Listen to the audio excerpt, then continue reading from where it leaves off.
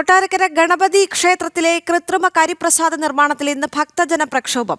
വൈകിട്ട് ഹൈന്ദവ സംഘടനകളുടെ നേതൃത്വത്തിൽ ഹിന്ദു വിശ്വാസ സംരക്ഷണ ജാഥ നടക്കും.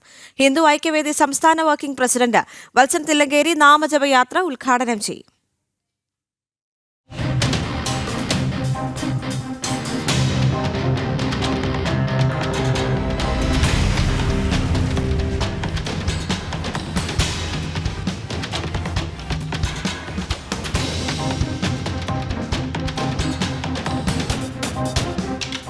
കൃത്രിമ കരിപ്രസാദ നിർമ്മാണം ജനൻ ടിവി റിപ്പോർട്ട് ചെയ്തതിന് പിന്നാലെയായിരുന്നു കൊട്ടാരക്കരയിൽ ദേവസ്വം വിജിലൻസിന്റെ പരിശോധന. സംഭവത്തിൽ അന്വേഷണം തുടരുകയാണ്. ഹൈന്ദവ വിശ്വാസികളെ വഞ്ചിക്കുന്നതിൽ വലിയ ഭക്തജന രോക്ഷമുയർന്നിരുന്നു. പിന്നാലെയാണ് വിവിധ ഹൈന്ദവ സംഘടനകളുടെ നേതൃത്വത്തിൽ ഹിന്ദു വിശ്വാസ സംരക്ഷണ ജാഥ നടക്കുന്നത്. ഇന്ന് വൈകുന്നേരം കുലശേഖരനെല്ലൂർ ക്ഷേത്രത്തിൽ നിന്നും ആരംഭിക്കുന്ന നാമജപയാത്ര കൊട്ടാരക്കര മഹാഗണപതി ക്ഷേത്രത്തിന് മുന്നിൽ സമാപിക്കും.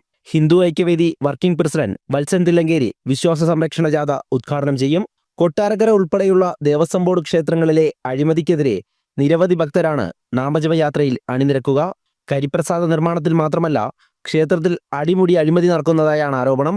മുൻപ് പല തട്ടിപ്പുകളും കണ്ടെത്തിയിരുന്നു. അതേസമയം ക്ഷേത്രത്തിലെ സ്വർണവും അളന്നു തിട്ടപ്പെടുത്തണമെന്നുള്ള ആവശ്യം ഉയരുന്നുണ്ട്.